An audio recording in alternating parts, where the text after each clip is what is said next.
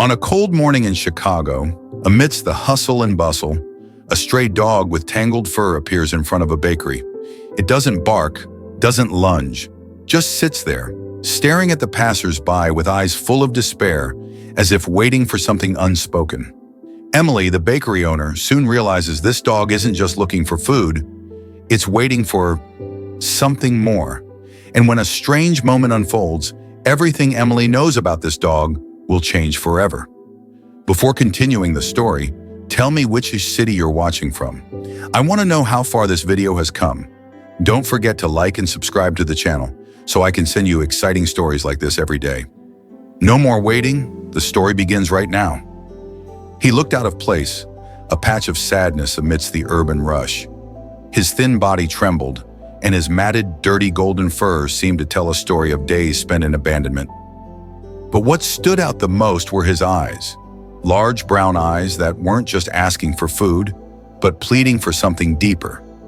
He didn't bark or lunge. He just sat there, motionless, with a painful dignity, watching the customers come and go as if each one might be his last hope. Inside, Emily, the bakery owner, noticed the dog for the first time while arranging a tray of muffins. Her heart skipped a beat. She had seen many stray dogs wandering the streets of Chicago, but there was something different about this one. He seemed on the brink of despair, yet still clung to a gentle demeanor. From time to time, he lifted a hesitant paw, as if wanting to knock on the door, but he never did. It was as if he were waiting for permission that never came. The scene began to catch the attention of the customers. Mrs. Williams stopped, murmuring something about how the dog reminded her of the golden retriever she had lost years ago. A young man threw his bagel in the trash and looked at the animal with guilt, but no one did anything.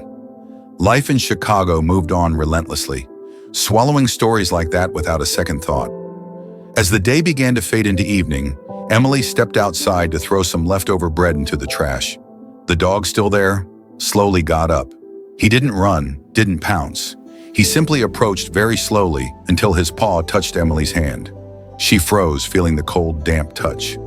For a moment, it felt as if all the noise of the city had disappeared. It was just her in that gaze, and that's when she realized this dog wasn't just lost. He was waiting for someone, for something, for one last chance. Emily stood there frozen, feeling the dog's paw in her hand, like a silent plea that seemed to pierce her soul. The deafening noise of the city, honking, footsteps, voices disappeared for a moment. There was an unexplainable connection between them, something she couldn't understand. When she looked into those brown eyes filled with sorrow, she felt a familiar pain, as if the scene awakened memories she had buried years ago. "You're lost, aren't you?" she whispered, her voice slightly faltering. The dog tilted his head as if he understood. He didn't try to pull away from her hand or demand anything more. He just stayed there, waiting. It was the silence that impressed her most, the quiet of this animal. He wasn't begging, just existing, with a dignity that seemed too fragile for the brutal world of Chicago streets. Emily knelt down, ignoring the cold of the concrete seeping through her pants. She ran her hand through the tangled fur and felt the bones beneath the thin skin. He was weak, that much was obvious. Yet something in him seemed to fight, a strength that went beyond the physical. It was as if the dog was determined not to give up, even when everything suggested he should. Inside the bakery, customers peeked through the window, some with curious expressions, others with looks of disdain or indifference. "You can't bring a mutt like that inside," said a man as he passed, carrying a bag full of bread. Emily ignored him. Something inside her told her this encounter wasn't a coincidence. She stood up, took a deep breath, and opened the bakery door. "Come on, boy," she said firmly. The dog hesitated, looking at her as if he couldn't believe the offer. Then slowly, he took the first step, crossing the threshold between the cold world and the promise of warmth. Once inside, he shook his body lightly, scattering small drops of water across the wooden floor. Emily grabbed a cloth, cleaned the floor, and looked at the animal, who was now lying in the corner, exhausted but finally safe. As she arranged a bowl of water and some pieces of bread, she couldn't help but think about how this moment felt different from anything she had ever experienced. The dog wasn't just an intruder or a problem to solve. He seemed to carry a secret, something Emily couldn't quite understand yet, but was about to discover something that would change her life forever. The next morning, the bakery was busier than usual. The news of the bakery dog had spread throughout the neighborhood, and now customers were arriving not just for their bagels and coffee, but also to see the new visitor. The dog, lying in a corner near the counter, watched everything with his calm, attentive eyes, but didn't move much. Still, his presence seemed to have a strange effect on the atmosphere of the place. Emily, while taking orders, couldn't stop stealing glances at him. Since the dog had walked through the door, something inside her kept stirring. She didn't know what it was. Guilt, maybe? Old memories that insisted on resurfacing, even though she tried to suppress them? While preparing a cappuccino for a customer, she remembered her childhood in Cleveland, of a golden retriever very similar to this one, named Buddy, and how she had lost him. "Are you going to keep him, Emily?" a familiar voice asked. It was Mrs. Thompson, a regular customer, carrying her bag of bread. "A dog like that won't survive long on the streets." Emily hesitated. "I don't know yet. He showed up out of nowhere yesterday, and I'm not sure if he's really a street dog. Maybe he ran away from someone."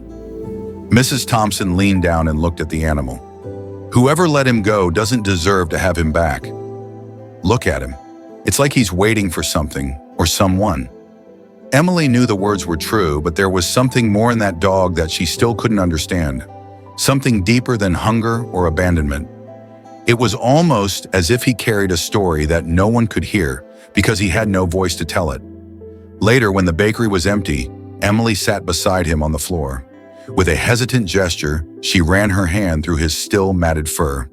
He lifted his head and looked directly at her so intensely that Emily felt a lump in her throat. It was as if he was trying to say something, maybe a plea or a silent confession. The feeling was so strong that she found herself speaking without thinking. "What happened to you, boy? What are you trying to tell me?" That night, Emily decided to take the dog home. It wasn't something she had planned to do, but she couldn't leave him at the bakery. There was a biting cold outside, and she knew the animal wouldn't survive another night on the streets. As they walked along the sidewalks lit by yellow streetlights with the sounds of taxis and voices echoing in the distance, Emily noticed something curious. The dog walked by her side with the posture of a loyal companion, not pulling or hesitating, as if he were used to following someone. When they reached the small apartment she rented on the second floor of an old building, Emily opened the door and turned on the lights.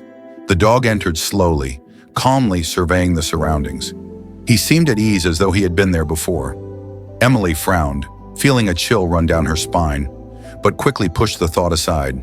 She grabbed a towel, warm water, and began to clean the dog, being careful not to hurt him. As she scrubbed the dirty fur, she noticed something unexpected. There was a mark on the dog's neck, a thin but noticeable scar, as if he had worn a collar that was too tight for too long. Emily stopped for a moment, her fingers gently touching the mark. "You belonged to someone, didn't you?" she whispered. The dog looked at her, and for a brief moment, it seemed as though he understood everything.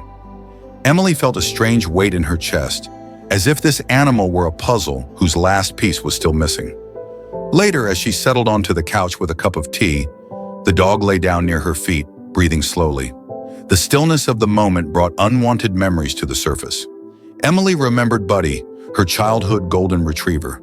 He had been her best friend, a safe harbor during the toughest times of her life, until one day her father, in the height of a fit of rage, decided they no longer needed a burden and gave him to a shelter. Emily never knew what happened to him after that. "It can't be," she murmured as she looked at the sleeping golden dog. The thought was absurd, but there was something about him that made her feel like she was looking at a ghost from the past. She shook her head, laughing at herself. "You're going crazy, Emily." However, that night, as she tried to sleep, she heard a soft sound coming from the living room. She got up slowly, her steps hesitant, and found the dog sitting by the window, staring out at the street lit by the lampposts. He was still, but seemed to be waiting for something, or someone. And in that moment, Emily realized that maybe it wasn't her saving the dog. Maybe it was him who had come back to save her. The next morning, Emily woke up to the sound of soft scratching at the living room door. The golden dog was there, sitting and looking at her with attentive, patient eyes. He seemed eager to go outside, but not in a frantic way. It was as if he had a purpose. "Do you want to go outside?" Emily asked, still sleepy. The dog tilted his head, and she felt the answer was clear. She put on a coat, attached an improvised leash to the dog, and went downstairs. Once they reached the street, the dog started walking in a specific direction without hesitation. Emily followed him, intrigued. He seemed to know the way, ignoring the loud sounds of cars and the rushing crowds. The path didn't make sense to Emily. It was a mix of busy corners and quiet alleys. She tried speaking to the dog, but he didn't look away or slow down. Each step seemed to lead to a destination she couldn't predict. After nearly half an hour of walking, they reached a small riverside park tucked between two tall buildings. The dog stopped near an old weathered wooden bench. He sat there staring intently at a tall, twisted tree nearby. Emily felt a chill. "Why here?" she murmured, trying to understand what it meant. While she was observing the area, something started to feel strangely familiar. The tree, the bench. It was like an echo of an old memory. Then it hit her. This was the park where she used to bring Buddy when she was a child. The same place where she spent hours playing with him, escaping the shouting and arguments at home. Her chest tightened. Have you been here before?" she asked the dog, her voice trembling. He just stared at her, as if the answer was obvious. Not knowing what to do, Emily sat on the bench, her heart racing. The idea was absurd. The dog couldn't be Buddy. That was impossible. But the more she looked at him, the more she felt like she was facing something that defied logic. He wasn't just a lost stranger. There was something there, a connection she couldn't explain, but it seemed to run deep. Suddenly, Mrs. Williams approached, carrying a bag full of bread to feed the birds. She stopped and looked at the dog with an expression of recognition. "I've seen this dog before," she said softly. Emily quickly turned to her. "What do you mean?" "Where?" The woman hesitated, pointing at the dog. "A few years ago, he used to hang around a shelter over in Cleveland, but he disappeared. It was like he went looking for something or someone." The woman's words echoed in Emily's mind as she walked home with the dog by her side. Look for something or someone. The phrase seemed like a clue, but to a riddle she still couldn't solve. Throughout the entire walk, Emily tried to organize her thoughts, but more and more memories from her childhood resurfaced, blending with reality. She wondered if she was just projecting her guilt onto the dog, or if there was something deeper that she still couldn't understand. That night, as the dog slept on the living room rug, Emily decided to take action. She grabbed her laptop and began searching for information about the shelter the woman had mentioned.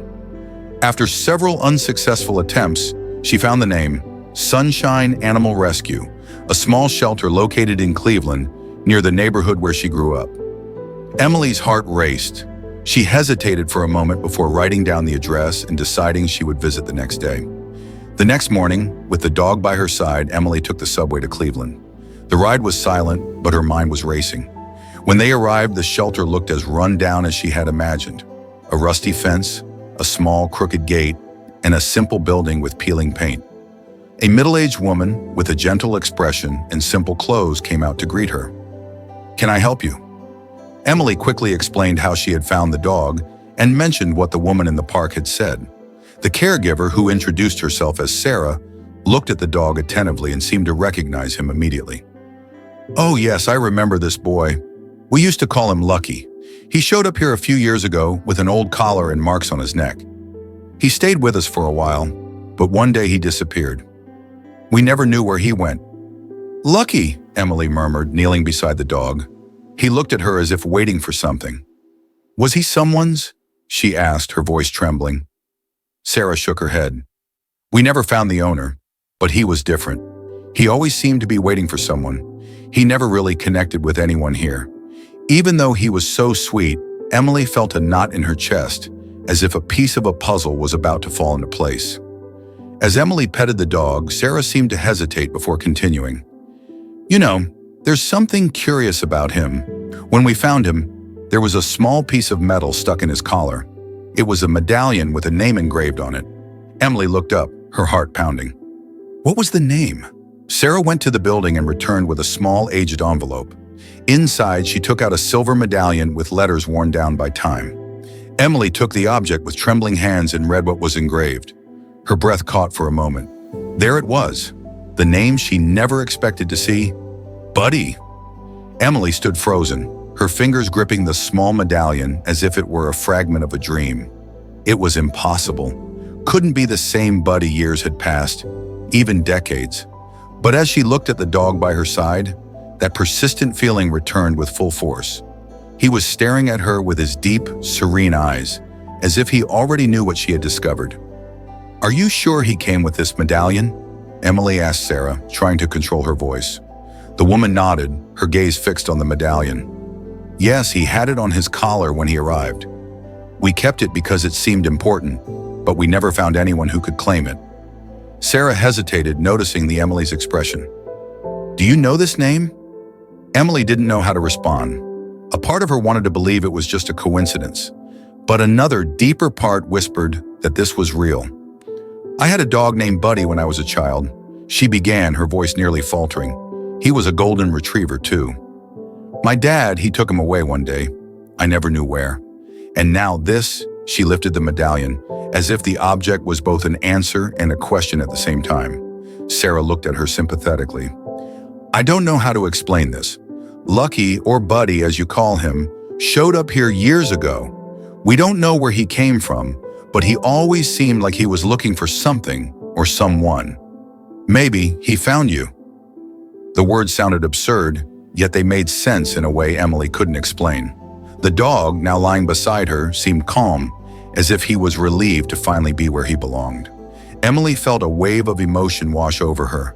It was as if all the weight of guilt and unanswered questions she had carried for years was being lifted in that moment. "But how is this possible?" she asked quietly, more to herself than to Sarah. There was no logical explanation. The time, the distance, the odds, all of it made the idea seem ridiculous. And yet there he was, with the pendant that confirmed the name she hadn't spoken aloud in years. As Emily stroked the dog's golden fur, tears began to roll down her face. Buddy, or Lucky as they called him now, came closer and rested his head on her lap. It was a simple gesture, but full of meaning. For the first time in a long time, Emily felt a sense of peace. It didn't matter if there was logic to this story. All that mattered was that, somehow, they were together again. The journey back home seemed longer than ever. Emily held the medallion in one hand, while the other stayed firmly on the makeshift leash of the dog. Buddy, she could no longer call him anything else, walked beside her with calm, yet determined steps, as if he knew they were heading to the place where he finally belonged. The medallion seemed heavier than it should in her palm, carrying all the memories of a childhood Emily thought she had buried. When they arrived at the apartment, Emily closed the door and sat on the floor, still holding the medallion. Buddy watched her, his head slightly tilted, as if waiting for her to speak. The room, usually warm and welcoming, felt suffocating with the weight of the revelation. "How did you find your way back to me?" Emily murmured, more to herself than to him. "Years have passed. I didn't even know where you were." She vividly remembered the day Buddy was taken away. It was a hot summer day, and her father, impatient and irritated, had said that Buddy was a burden. Emily had begged, cried, but the words of a 10-year-old girl carried no weight against the cold determination of a man hardened by life. When she came home from school that day, the yard was empty, and Buddy never returned. "I thought you were—" She stopped. The word "dead" caught in her throat. But Buddy, lying at her feet, was living proof that something stronger than chance had conspired to bring them back together. Emily stroked his fur, now clean and softer, feeling a connection so intense that it seemed to transcend time. In the days that followed, Emily couldn't think about anything else. The story of Buddy, or Lucky, as he had been called at the shelter, spread throughout the neighborhood. Some customers from the bakery began leaving gifts, food, toys, and even a new bed for him. Despite this, Emily felt that something was still coming, as if Buddy's journey to her wasn't completely finished. One night, while going through old documents in a forgotten box in the closet, Emily found a photo. It was from her childhood with Buddy at the same park where he had taken her weeks before. She gently touched the photo, tears welling up in her eyes. The dog in the photo was proof that Buddy had always been her safe harbor, even when the rest of her life seemed to be falling apart.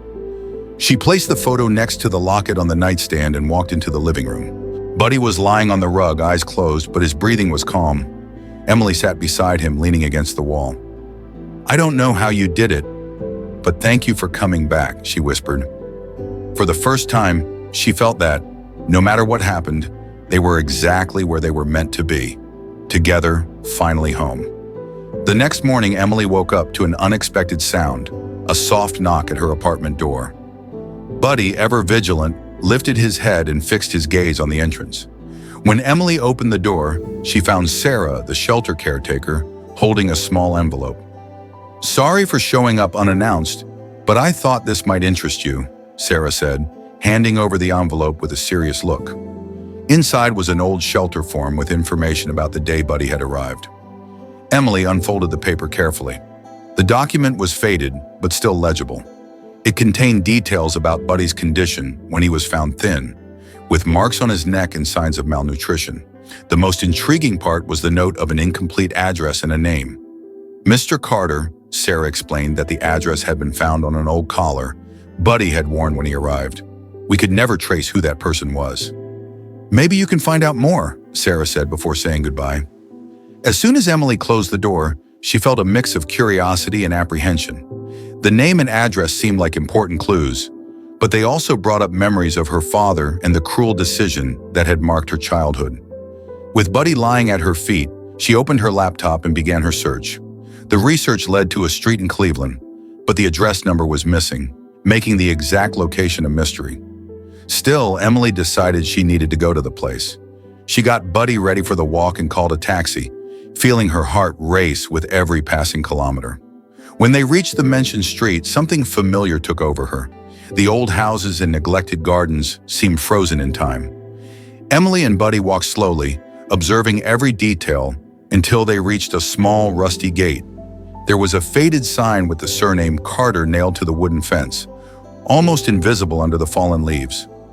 Emily shivered. She pushed the gate, which creaked loudly, and followed the path to a modest house with broken windows and peeling walls. Buddy stopped beside her, his eyes fixed on the door, as if he knew this was the place. Emily hesitated before knocking, but there was no answer. She peeked through the window and saw an abandoned interior, with dusty furniture and boxes scattered on the floor. Just as she was about to leave, an elderly neighbor appeared. "Are you looking for Mr. Carter?" he asked. Emily briefly explained her story, and the man nodded. He moved away years ago. He was a lonely man, but he loved that dog. He always said the dog was waiting for someone important. I think he never had the courage to let him go completely. The neighbor's words left Emily deep in thought as she walked back home with Buddy by her side. There were so many loose pieces in the puzzle, but one thing was certain. Buddy had taken a long journey to find her. Perhaps Mr. Carter had only been a temporary guardian, caring for Buddy until the right moment to return him to where he truly belonged. Back at the apartment, Emily sat on the couch with Buddy by her side, the locket in one hand and the shelter record in the other. Her mind was filled with unanswered questions. Who was Mr. Carter really? And how had Buddy survived and found his way back to her? The silence of the apartment seemed heavy with meanings she couldn't quite grasp. Buddy, on the other hand, appeared calm, as if he already had all the answers he needed. As Emily stroked Buddy's head, she noticed something she had previously overlooked. On the back of the locket was a nearly faded inscription. "It's never too late." The simple words carried an unexpected weight. She read the phrase repeatedly, feeling it was a message meant for both her and Buddy. Perhaps destiny was offering them a second chance, an opportunity to mend what had been lost in the past. Determined to close the circle, Emily decided to do something she had avoided for years. Visit her old home in Cleveland. It was where she had grown up, but it was also where she had lost Buddy and so many other important things. With a heavy heart, she put the makeshift leash on Buddy and left, this time choosing not to call a cab. Walking there felt like the right way to confront the past. When they arrived at the house, Emily felt a knot in her stomach. The garden was neglected, and the rusted fence was falling apart.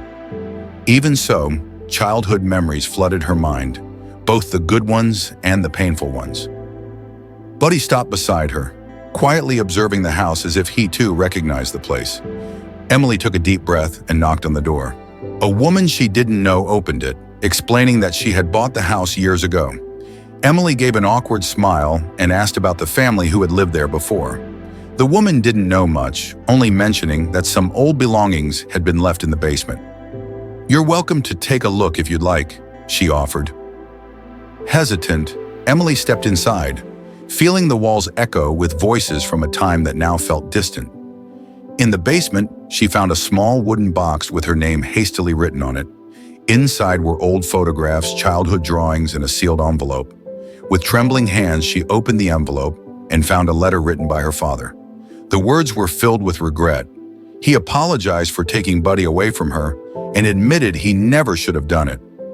At the end of the letter, he wrote, "I hope that one day Buddy finds his way back to you. He was always stronger than I ever was." Emily sat on the floor, tears streaming down her face. The letter confirmed what she had always known in her heart. Buddy had never stopped searching for her, and now they were finally together again. Looking at Buddy, who was sitting beside her, she smiled. "I think we're finally where we're meant to be. Boy, home." We often think that great stories come from grand events, from the extraordinary, but sometimes it's in the small, quiet moments that the most profound lessons are etched into our hearts. This story about the stray dog is a perfect example. It's not just a tale of desperation, but also a journey of hope and the invisible connections we sometimes fail to recognize until it's too late. No matter who you are, this story will surely touch a part of your heart, making you reflect and feel life in a whole new way. Don't forget to subscribe to our channel so you won't miss out on more emotional and meaningful stories like this. Thank you for watching, and we'll see you in the next video, where we'll continue to share stories that may change the way you see the world around you.